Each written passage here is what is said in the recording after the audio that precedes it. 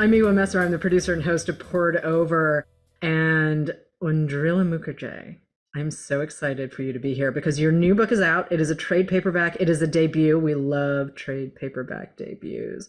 But I'm going to ask you to introduce yourself and the Dream Builders before we really get into our conversation. Hi, thank you for having me.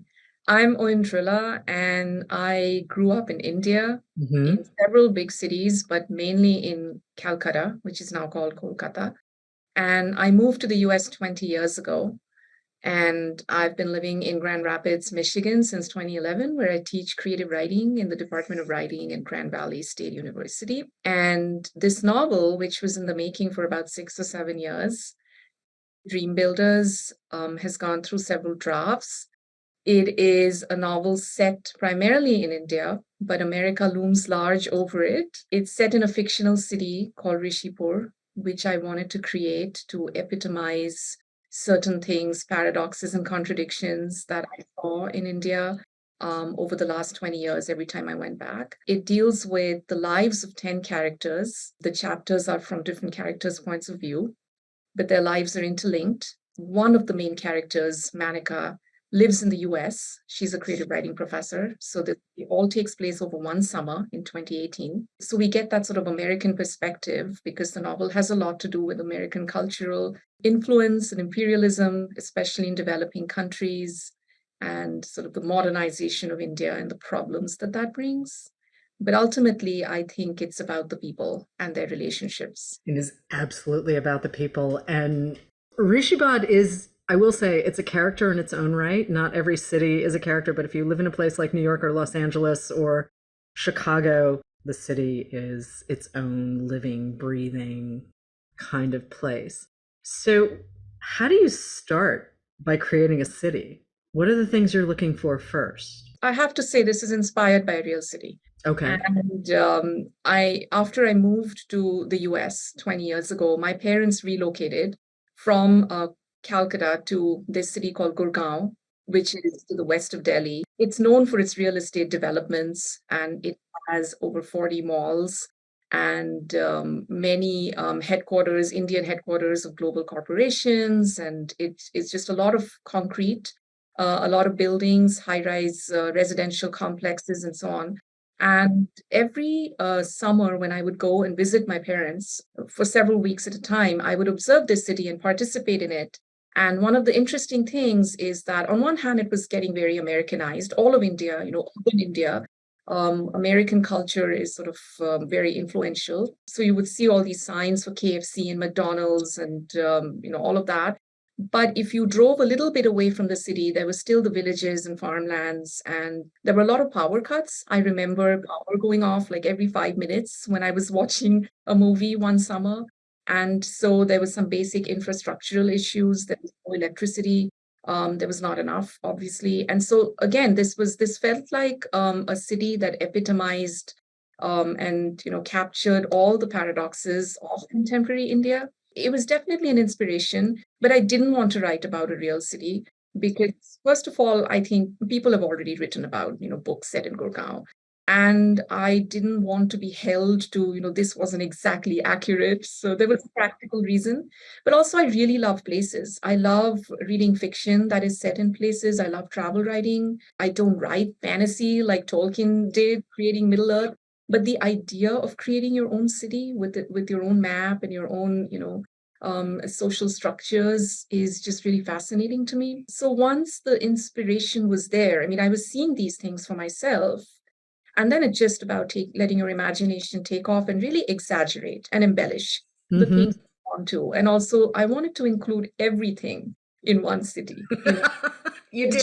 genders, the classes, all of that. I'm sure it exists, but it was not possible for me to see that in 3, 4, or 7 months. Right. Part of it was imagination. So let's talk about your cast. Let's talk about where you start. I mean, yes, you're a creative writing professor in the Midwest in the United States. You've been here for a while, but this is not autofiction. This is you figuring out what kind of story you want to tell. But how did we get here? It's interesting because the process is, when I think about it, sometimes I don't know how I got through it.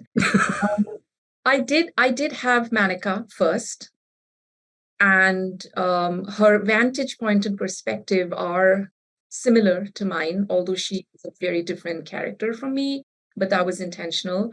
Changes, but of course, she lives in the Midwest. And I should also add that Rishipur is a contrast and a sort of foil to the Midwestern town that she lives in, Heathersfield. And I had the places early on. And Heathersfield is this very quiet, sedate, beautiful, idyllic town, college town. So Manika lives here and she hasn't gone back to India for several years. And she finally goes, after her mother's passed away, which she learned very early. And things have changed. Her parents now live in this new city and that she's never been to. And 6 years is a long time to be away from a country that is constantly developing and where the economy was changing. And so the city has changed, the country has changed, and she's struck by it. So that I had. But then originally the story was going to be about Manika and maybe her mother and old property in Calcutta and new property and alternating chapters. And it really wasn't going well. I did have the first chapter. I had her go to this party and meet up with an old high school person, Ramona, and all the other characters that you meet at the party, Ashok and Salil. That chapter I had in 2016. I had a prologue, and the prologue was an advertisement for this beautiful apartment complex and condos. I had the prologue and I had, which was almost fantastical and mythical, this apartment complex. And it's actually not the one that is in the book right now. It's Jannat. It's Jannat, which means heaven in Hindi. And it's basically the apartment complex that a lot of people all over India were investing in, including Manika's parents. And I had the first chapter and I took it to the Siwani Writers Workshop. I remember it being workshopped and people were very excited about the book and they said you should keep writing. And many of the themes were already apparent. And I wrote a lot from the mother's point of view and her point of view, completely different story. I was on sabbatical in India for about 7 months in 2018. Towards the end of my sabbatical, I showed it to my writers group and they were not impressed.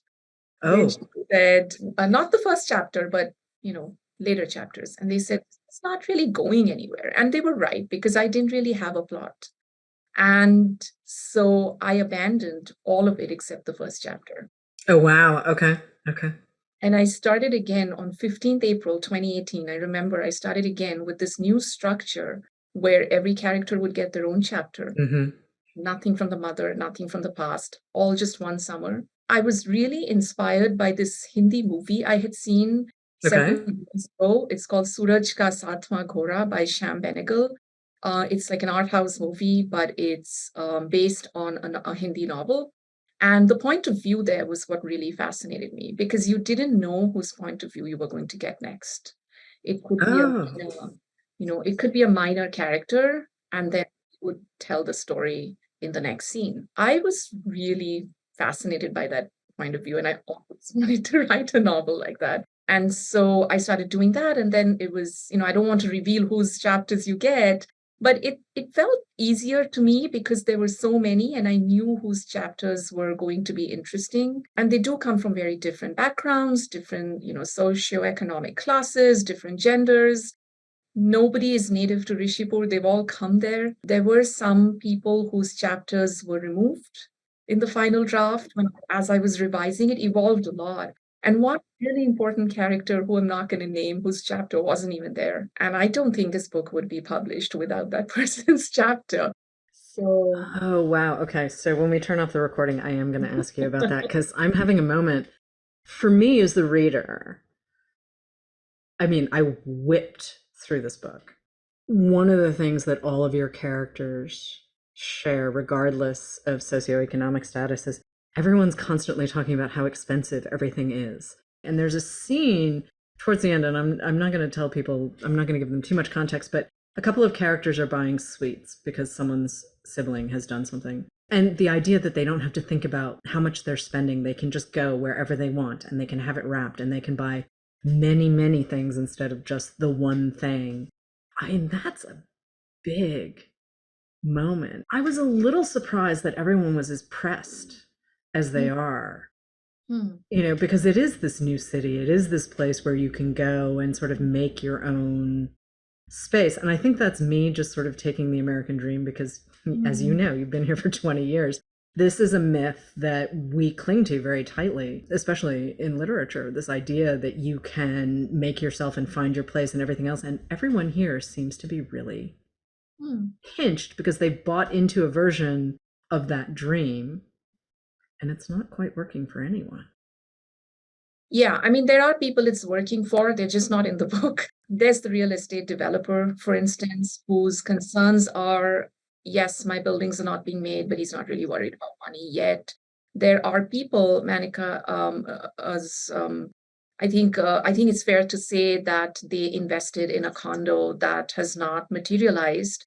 And he goes to court and at one point and he sees these other people who don't seem as concerned because they've invested in several of them. It was just one less now, Mm-hmm. you know. So there are people who are not that impacted, but they Right, might be. They right. might be next year. The economic situation I do find is volatile, and especially when you're a professional rather than sort of very, a business person. And their situations are such that, I mean, Ramona, Manika's friend that she meets Yeah. in the first chapter, is actually is not worried about money. Husband has a startup. He's an entrepreneur, and they have a very good life. But we don't know what's happening behind the scenes. I did choose people, of course, selective, Mm-hmm. who were in for surprises as they surprise us, and Right. also people who maybe overreached, right? They wanted more than they needed, and so I think Manika's dad's being pressed is because he is retired, and retired middle class people who are not getting a pension from the government, they can feel pinched because there's no social security, there's no Medicare. It was interesting watching that sort of dance between Monica and her dad, where he's saying, "Well, I want to leave you something," and she's like, "I can take care of you. I can send you money. I can take care of you. This is fine." And he's sort of saying, "Well, no, you're my child. I don't want you to worry about it." But also, she's not thinking about moving back to India. She's staying in the States. And one of the sort of recurring themes that pops up is the idea that, she lives alone in the States. And everyone's kind of like, wow, that's a choice. But it's clear that she's also not of this place. And it's not just because her parents are transplants. She really has her own way of seeing things. And I don't know if I would say it gets her into a little bit of trouble, but it's fun seeing this place through her eyes and trying to understand sort of what's going on. And then these other characters pop up and you're like, oh, that's not what I was expecting. Yeah, I was definitely going for that. I mean, Manika Mm-hmm. it seems sort of tempting to think that she's sort of me because she's from the US. And definitely her perspective of being inside and outside is, Mm-hmm. she's very opinionated and she's very sure of things, except what her book is going to be about. And she needs other people to point out very basic truths to her. That was my way of grappling with very complicated questions that it's Mm-hmm. really impossible to know the answers to. People surprise you all the time. Places surprise you. They're not what you expect. She has a conversation with Ashok where she says, when we were growing up, we didn't expect America to be like the way this field is. India has become America, and her America has become what she used to think of India at one point of time. That cultural role reversal is very interesting. That's a growth for her. That's a journey for her where she's going to have to figure out some things. Right. And for people who haven't yet read The Dream Builders, can you just explain what you meant when you said America is what Monica thought India was? Because I think that's a really important point, and it's clear in the book. I mean, people who read the book will totally understand, but there might be a couple of listeners right now who are saying, "I'm sorry, what?" So Sure. can we Yeah. explain that? Yeah, absolutely. When I was growing up in India in the 80s and 90s, when we first had cable TV, the first American shows I remember watching were The Bold and the Beautiful and Santa Barbara. Okay. Prime time. They were broadcast at prime time, 9 p.m. not daytime. And my ideas of America, and not just mine, but many of us, were culled from Archie comics and these soaps and Hollywood movies, and later on the YA novels that I discovered with, high school. We really thought, I think there was an assumption, an expectation, and I know a lot of friends still think that America is the glamorous, sexy, fast-paced life, bohemian, somewhat debauched. I would not have associated, the term family values with America. America was New York. America was Hollywood. America was big cities. And then I've been living in the Midwest in a mid-sized city since 2011. And it's very quiet compared to when I go back and visit Delhi or Bombay. Many people are very religious. They go to church. They spend a lot of time with their families. They're very family oriented. I find that a lot of Michiganders don't leave or they come back to be close to their families. And this was the opposite of what I had assumed, naively, of course, but we are naive when we think about places that we haven't been to and we're just getting it from pop culture. And on the other hand, when I visit India, when I was visiting India all these years, I would see this Americanization, the big city bustle, but also a lot of social changes. Talking to friends, social media posts, and just watching the news, even like Bollywood movies in the last 10 years. It's not just about growing wealth, but also a certain kind of bohemianness. People are more seen much more sexually liberated than what has been represented historically in narratives about India.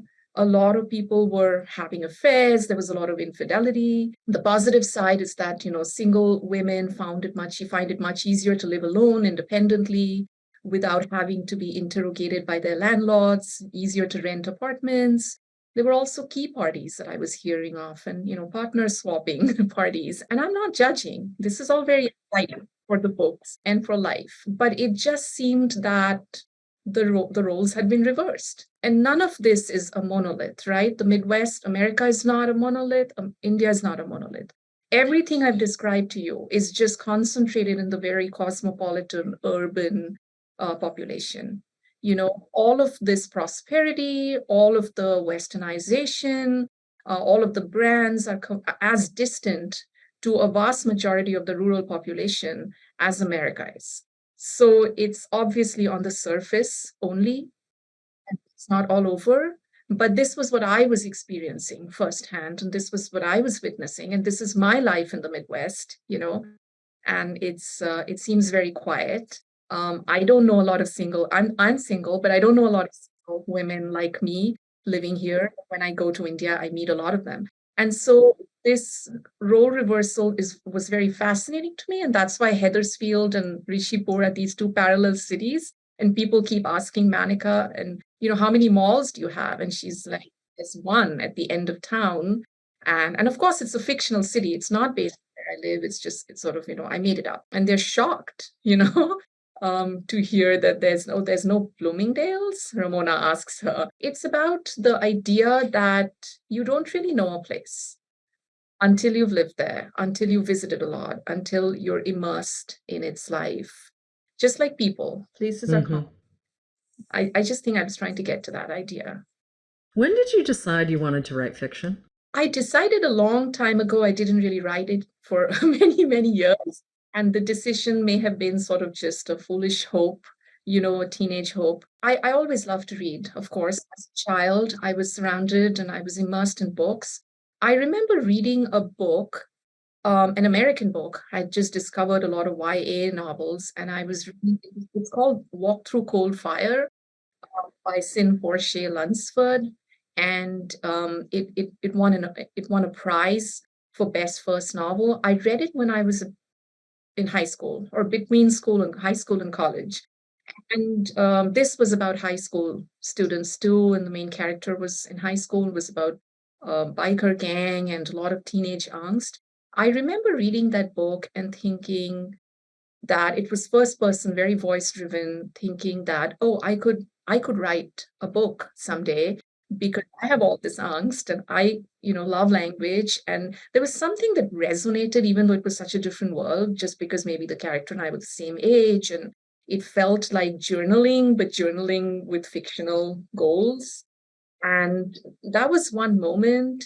And then I remember being in an English class in high school and 12th grade, actually. We were reading The Mill and the Floss by George Eliot. And I announced to the teacher that I could have written a better ending.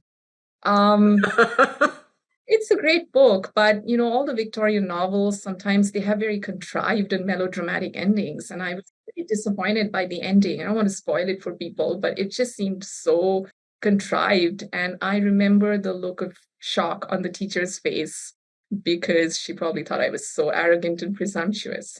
I don't know how I would have ended it, but I remember thinking that I could have come up with a better ending. I was writing a lot, but not fiction. I was writing a lot of nonfiction things. I went to England for university, and for the first time when I was there, I took post-colonial classes. As an undergraduate in India, I was in a very good English department, and I'm sure it's changed by now. But at the time, the undergraduate curriculum had nothing from India, no post-colonial literature. It was all British, Old English, Middle English. I loved all of that, but there was nothing post-colonial. And then I went and I was reading these books and, not just Indian books, of course, Salman Rushdie and Amitabh Ghosh and, but also I Koyarma and Petals of Blood and, The Beautiful Ones Are Not Yet Born, all these great books coming out of Nigeria and Ghana, and Chinua Achebe, and George Lamming, the Caribbean writers, Jean Rees, and I know the big one for me was Autobiography of My Mother by Jamaica Kincaid. Right? I didn't just read those books. I was taking classes with Otto Keeson, this post-colonial scholar who's now at Stanford, and we were talking about these books, discussing them and critiquing them. And I was being introduced to post-colonial theory. And for the first time, I felt like I was reading not just for entertainment, but that these writers were writing about my life. They were urban writers writing in English, which was a comfort zone for me. And they were obviously sort of part of the elite in their country. Many of them lived overseas, but they were capturing and writing about the issues that I was concerned with in a way that I had not been introduced to before, and that resonated with me. And I think that is when I felt like I really needed to write books too, and I could write books someday, novels and fiction, because I just felt like that was just capturing reality in a way, in a dramatic way. So we've talked about your influences, but can we talk about craft for a second? Can we talk about the mechanics of how you write? I mean, we know why. Are you working off of notes, or are you just sitting down and letting your characters lead you through? I don't think I feel that sort of magical inspiration that some writers feel where books write themselves. It's really been quite laborious. So, like I mentioned already, I wrote and then I threw away everything and then I started. The structure is very, very important to me. If I don't know what the structure is going to be, it's really hard. And so for this book, it was, the structure is very ambitious and I think pretty unusual, because it's not linked stories. No, it's not. Oh, no, it's not. It is a novel. Yeah, and I'm not disparaging. I love linked stories, but a lot of people were like, "Oh, they're linked stories," and I'm like, "No, they're really not." No. Yeah, I love linked stories too. I mean, I love short stories in general, but I do really love linked story collections. This is not a linked story collection. This is a novel. Let's just be clear. I teach and I have my job, which is as a college professor, which is extremely time consuming, rewarding, but also very demanding. And especially during the pandemic, we were teaching extra classes and learning how to teach online. And I have a lot of students and I give them a lot of written feedback on their work. And so it's just very hard for me to find the time. And it's hard for me to switch from, being on my computer all day grading and then, okay, now I'll write on my computer. I did write a lot in longhand. Most of the pages that I threw away were actually written in longhand. I don't know what that says about the longhand process. But I enjoy the process of writing in longhand. It's just very comforting. You can sit anywhere and you don't have to look at the screen. But it is a lot faster. to write on the computer, I think I don't really have a clear process. Mm-hmm. I do not outline the novel. I did not outline it ahead of time. The first draft was very difficult because I didn't know what I was doing. And I always think of it as a puzzle, creating a puzzle from scratch versus you have the puzzle and now you just have to put the pieces in different places. Once I had the first draft, I felt like it was a lot easier because I kept thinking of new things. I don't think I mentioned this to you. There was this thing that happened when I went to India on my sabbatical in 2018. I already had Heathersfield and Rishipur, right? I don't think this is too much of a spoiler because you hear about it very early in the book, Mm-hmm. the certain condominiums that are coming up. I went there and this was a place for real estate development where everybody was investing, everybody was buying property, buying a condo.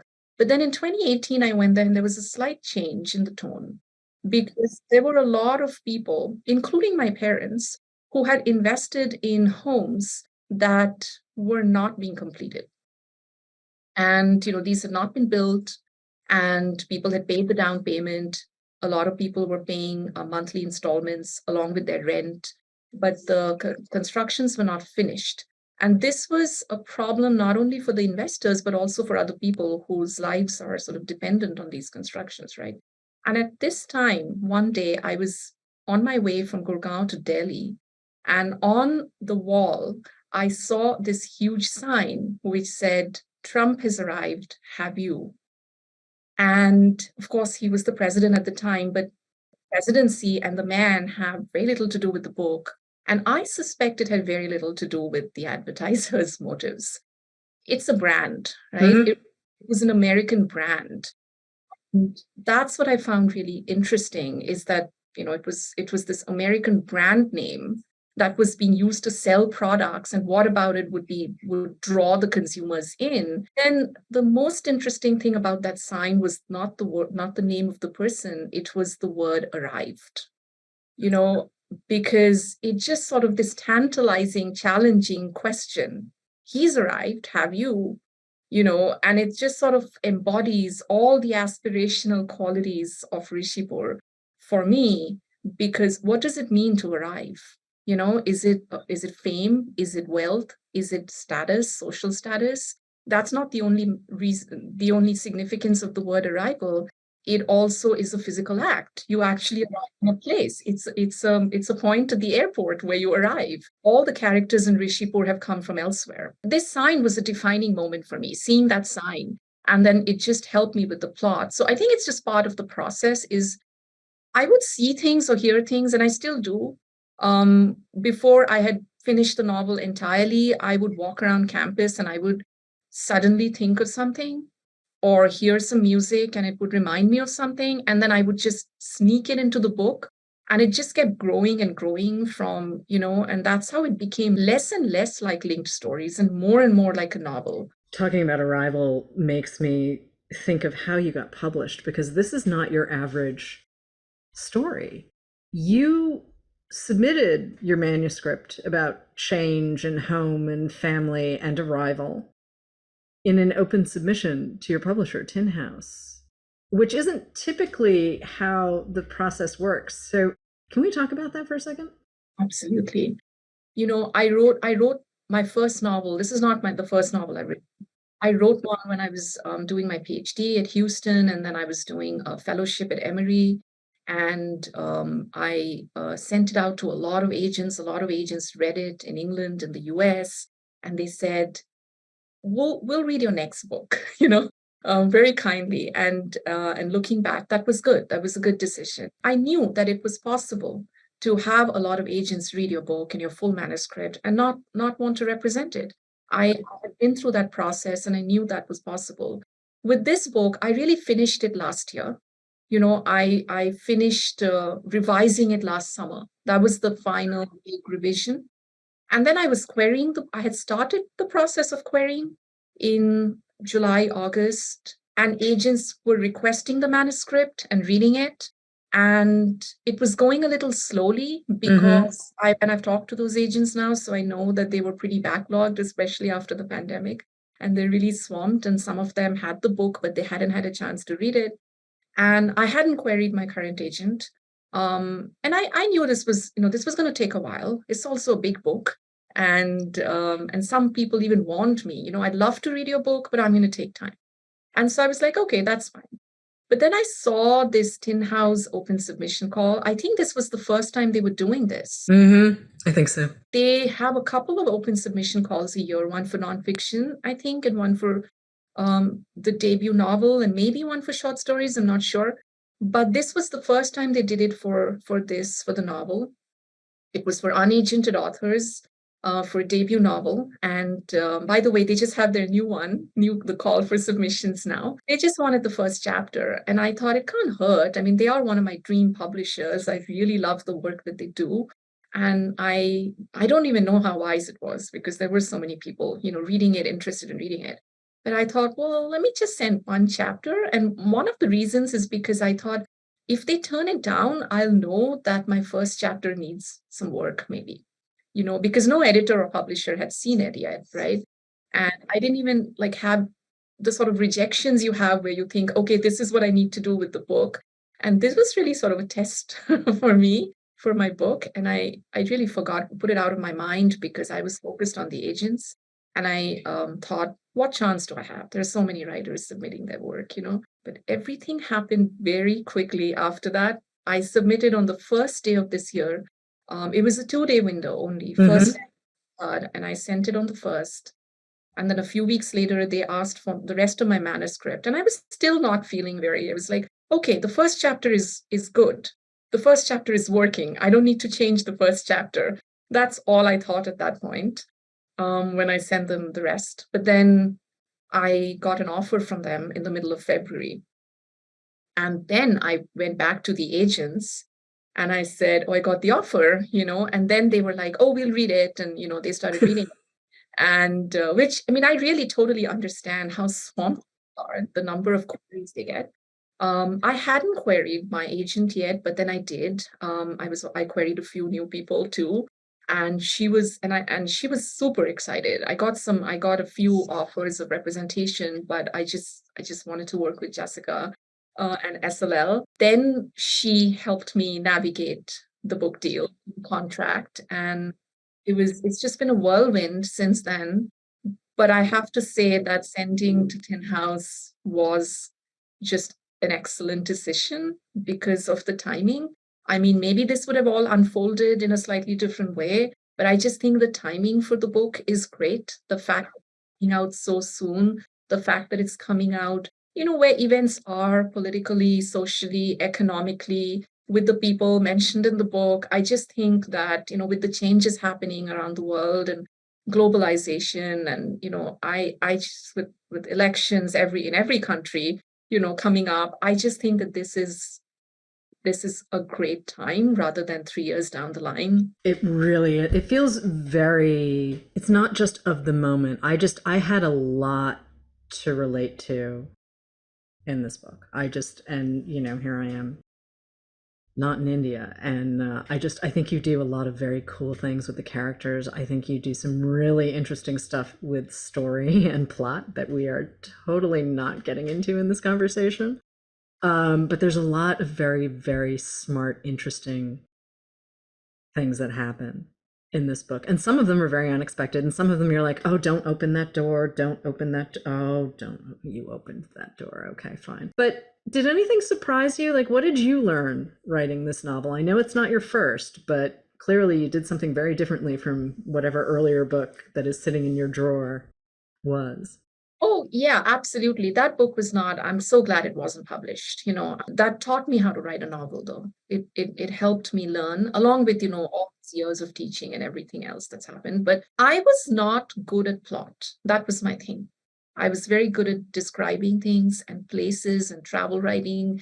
And I think I'm good at character development. I think that's what I would say I found easier. Plot was something that I thought I was not good at.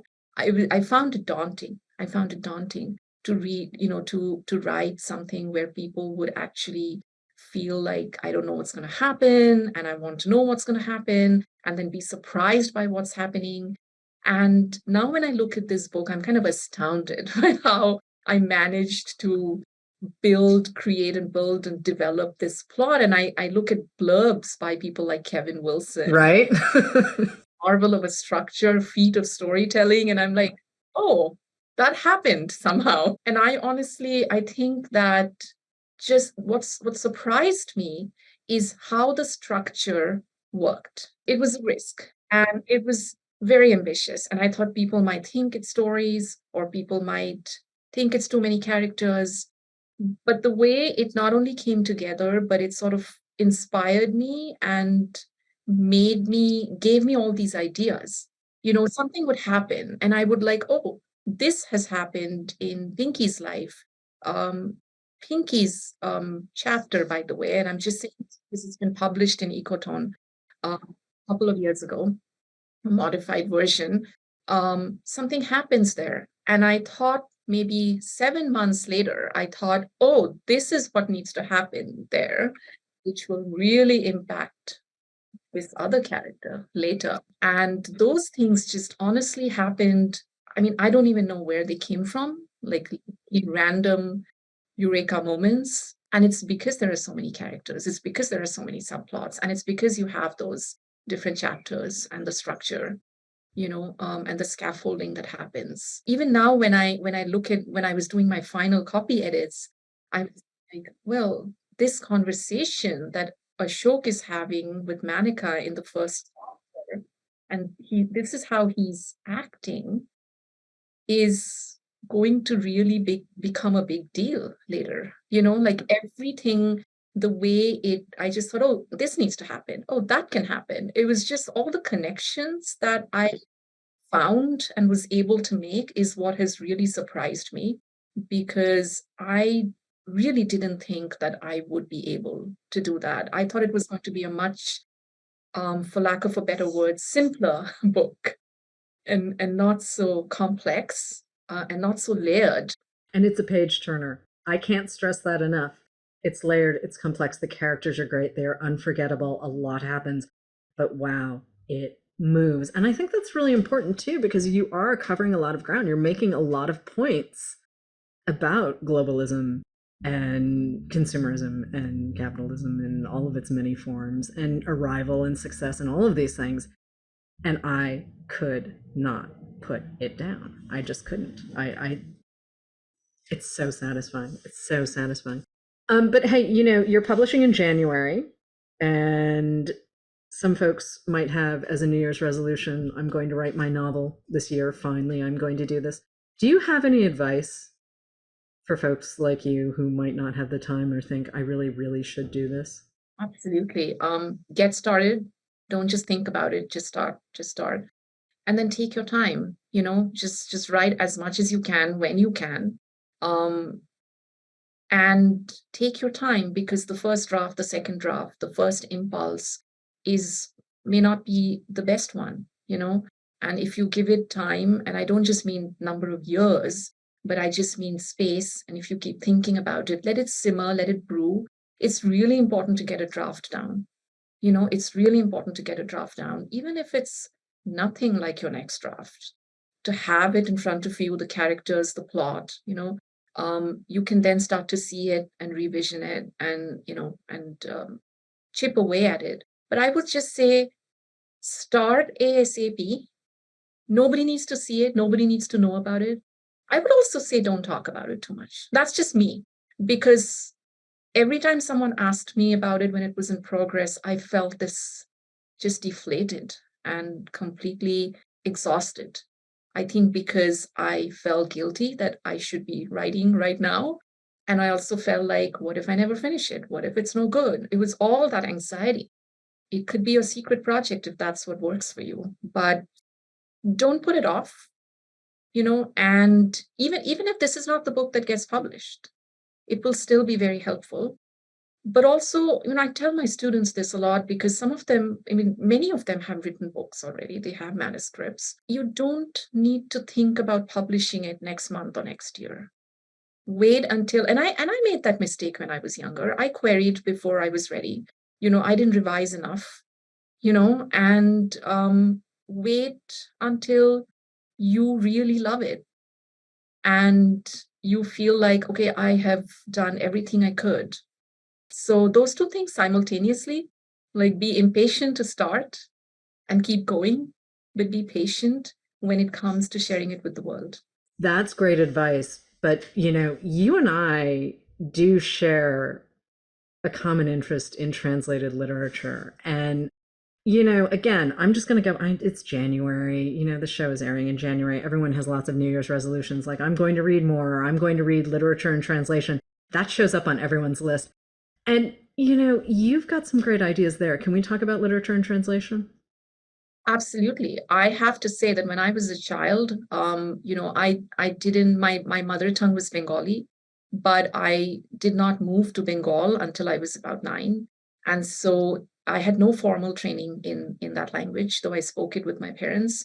And so I remember that for me, in order to teach me Bengali, my parents were like giving me all these books. And I started hearing stories and reading a lot of fairy tales and, in Bengali, and even translated in Bengali, Russian fairy tales, and so on. But really, I had a big gap as I went through school. I was not reading regional language literature, and I was not reading Bengali literature because my Bengali wasn't as good, except in high school. And I didn't really even know to value it as part of my heritage, because English was so much a comfort zone thing. As I already mentioned, there just weren't enough books written by Indian authors that was on the curriculum and so on. There has always been a very rich heritage of Indian. There are so many languages and there's wonderful literature. We don't talk about it enough, especially in the West, because they have not always been translated as much. And even when they are, they weren't reaching the Western audiences. This year, of course, the International Booker Prize went to Tomb of Sand, Hindi novel by Gitanjali Shri, translated by Daisy Rockwell. It's on my shelf. I haven't even had a chance to read it yet. But I think that is like an impetus. There's been amazing translation work going on in India the last few years, and it's just growing. And I think this is going to attract more attention than ever before. One of my to-do lists in the new year, once I've settled down with sort of booking my book tour and things like that, is basically reading more regional language literature. Bengali I can read in Bengali, but other books in English translations. And I really hope that American audiences do that as well, because those of us writing in English, shouldn't be the only ones talking about what's happening in India. It's not even, the whole complexity of the country is not revealed unless you read those regional literatures and translations. So those early fairy tales have been a really big influence in terms of getting me to read as a kid and loving stories. And so I just wanted to give a shout out to those. And that seems like a really good place to wrap this episode. Oindrila Mukherjee, thank you so much. The Dream Builders is out now, and you know what? We can all have our reading goals for 2023, but start with The Dream Builders. Thank you so much for having me. It's been really wonderful. Thank you for listening. Poured Over is a Barnes & Noble production. To help other readers find us, please rate and review the show wherever you listen to podcasts.